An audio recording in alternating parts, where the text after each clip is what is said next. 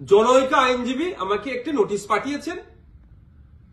তিনি বলেছেন 48 ঘন্টার মধ্যে যদি তার ক্লায়েন্টকে আমার বক্তব্য দ্বারা নাকি মিসলিড হয়েছে এই মর্মে বক্তব্য প্রত্যাহার, ক্লারিফিকেশন বা তার নোটিশের উত্তর না দিলে আমার বিরুদ্ধে আইনত ব্যবস্থা নেবে।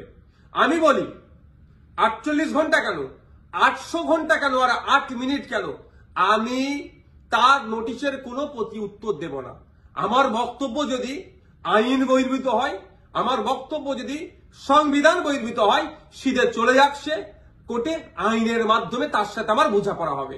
আমাকে নোটিশ পাঠিয়ে কি ধমকানো চমকানো হচ্ছে? এই ধরনের অনেক নোটিশ আমি খেয়েছি। আমার নামে অনেক মারাত্মক মারাত্মক অভিযোগের মামলা নিয়ে আমি মাথায় করে চলছি, মিথ্যা অভিযোগ নিয়ে। ও নিয়ে আমি ভয় পাই না।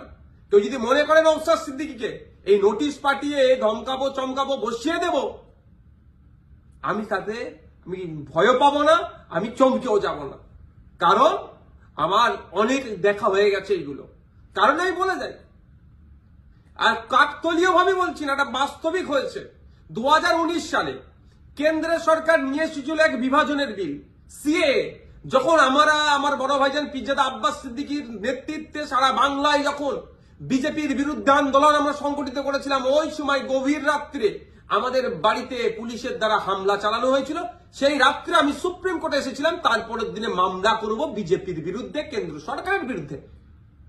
আর এখন আমরা যখন এই ওয়াকফ সংশোধনীর বিরুদ্ধে মাঠে ময়দানে গণতান্ত্রিক প্রক্রিয়ায় লড়াইয়ের বার্তা দিচ্ছি এবং আইনি লড়াই করবে বলে তার প্রস্তুতি নিচ্ছি, আমাদের বাড়িতে নোটিশ চলে আসলো। নোটিশ আসুক, 100 বার নোটিশ আসুক, এতে আমি ভয় পাই না।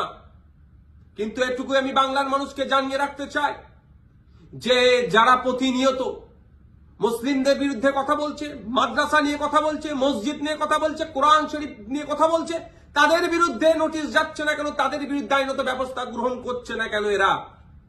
এরা তৃণমূলের মুসলিম বিধায়কদেরকে বিধানসভা থেকে চাংতলা করে রাস্তায় ফেলে দেবো বললেও তাদের বিরুদ্ধে আইনত ব্যবস্থা গ্রহণ করছে না, নোটিশ পাঠাচ্ছে না। আর নওশাদ সিদ্দিকীর কাছে নোটিশ পাঠিয়ে দিচ্ছে। ঠিক আছে, আইনি লড়াই আমি লড়ে নেব। আমার আইনের যারা বিশেষজ্ঞ আছে, সম্মানীয় বিকাশ রঞ্জন ভট্টাচার্য স্যার এবং সম্মানীয় শামীম দ্বারা কথা বলেছি, তারা আমাকে বলেছে তো আপনার কাজ হচ্ছে রাজনৈতিক লড়াই লড়ে যাওয়া, বাকি আইনি দিকটা আমরা বুঝে নেব। সুতরাং আইনি লড়াই কোর্টে আমিও বুঝে নেব। কিন্তু আমার প্রশ্ন, যারা প্রতিনিয়ত মুসলিম সম্প্রদায়কে, মাদ্রাসা মসজিদকে আক্রমণ করছে, বিষ উগলাচ্ছে, তাদের বক্তব্যতে হিন্দু মুসলমানের মধ্যে যে সম্প্রীতি, যে ঐক্য বাংলায় বিনষ্ট হতে পারে, তাদের বিরুদ্ধে কটা নোটিশ করা হয়েছে, তাদের কজনের বিরুদ্ধে আইনত ব্যবস্থা গ্রহণ করা হয়েছে, বাংলার মানুষ একটা জানবেন, আমিও জানতে চাইছি। শুধু তাই নয়, আমাদের রাজ্য সরকারকে, আমাদের রাজ্য সরকারের যিনি প্রধান মমতা ব্যানার্জি মহাশয়াকে একটা বক্তব্য শুনেছিলাম কি জঙ্গি যোগ না কি বলে দেখে দিয়েছিল, তখনও চুপ করেছিল। আর নওশাদ সিদ্দিকীর বিরুদ্ধে নোটিশ, ওই নোটিশ পাঠিয়ে আমাকে কেউ ভয় পাওয়াতে পারবে না। বিজেপির এই ওয়াকফ আন্দোলনের বিরুদ্ধে, সংশোধনী যে নিয়ে এসেছে ওয়াকফ, এর বিরুদ্ধে আন্দোলন জারি থাকবে। এই অসাংবিধানিক, অগণতান্ত্রিক এরা যুক্তরাষ্ট্রীয় পরিকাঠামোকে ভেঙে দেওয়ার যে সংশোধনী নিয়ে এসছে, এর বিরুদ্ধে লড়াই জারি থাকবে।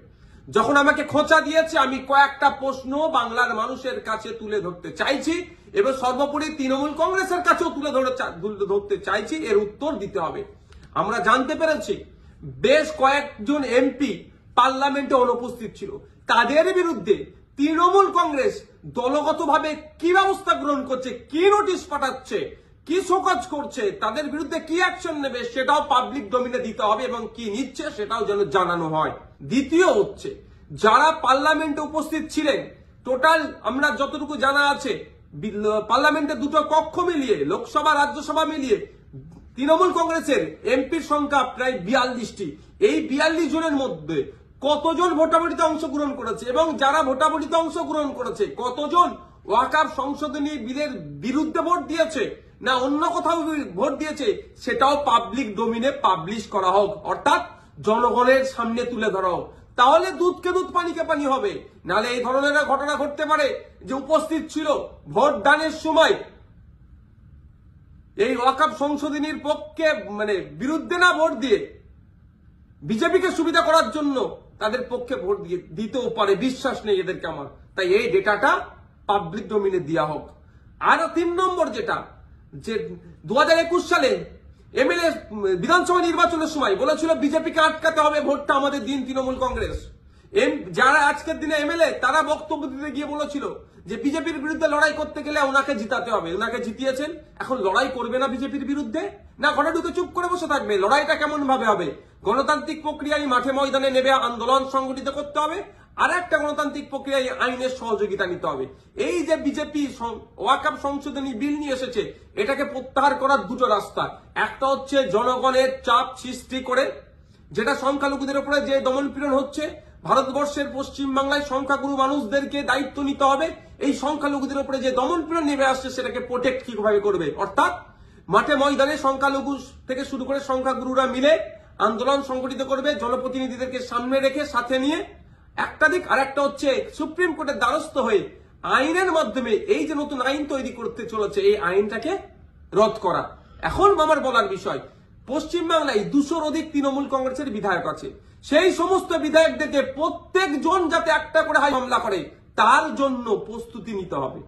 এবার আমি এটা তৃণমূল কংগ্রেসের সুপ্রিমোকে বলছি, তৃণমূল কংগ্রেসের দলকে বলছি এবং সাধারণ ভোটারদেরকে বলছি। ভোটের সময় কিন্তু এই সমস্ত এমএলএ গুলো প্রার্থী ছিল, তারা বলেছিল বিজেপির বিরুদ্ধে লড়াই করবে। আজকে বিজেপির বিরুদ্ধে লড়াই দেখানোর জায়গা হচ্ছে মামলা করতে হবে। এদের 42 জন রাজ্যসভা লোকসভা মিলিয়ে এমপি আছে, 42 আর এই প্রায় 220টা মতো, 250-র অধিক মামলা কিন্তু তৃণমূল কংগ্রেসকে করতে হবে। তার পয়েন্ট অনুযায়ী আমি বলে দিচ্ছি, এইটা চাপ তৈরি করতে হবে। আমি নওশাদ সিদ্দিকী একা যদি আমি একাধিক মামলার দায়িত্ব নিতে পারি, হাজার হাজার মামলা হবে ওয়াকফ সংশোধনী বিলের বিরুদ্ধে, সেটা আমি ভালো করে জানি, বিজেপিও জানে, তৃণমূল কংগ্রেসও জানে, আমি পাবলিকও জানে। কিন্তু তৃণমূল কংগ্রেস কটা মামলা করছে, না মামলা না করে বিজেপিকে জায়গা করে দিচ্ছে, সেটাও পাবলিককে দেখতে হবে। ভোটার যারা ভোট দিয়েছিলেন 2021 সালে, যারা ভোট দেননি তৃণমূল কংগ্রেসকেও, কিন্তু আপনার জনপ্রতিনিধি যারা এলাকায় আছে তাদের কাছে তুলুন আওয়াজ যে আপনাদেরকে মামলা করতে হবে। মালদা থেকে কংগ্রেসের একজন এমপি আছেন, তাকেও আমি অনুরোধ করছি আপনিও সুপ্রিম কোর্টে চলেন, গিয়ে মামলা করবেন। এখন দেখার বিষয় তৃণমূল কংগ্রেসের কতজন এমএলএ, কতজন এমপি মামলা করছে এবং আমরা ভোটাররা কতজনকে মামলা করাতে পারছি প্রেসার বিল্ড আপ করে, সেটাই এখন দেখার বিষয়।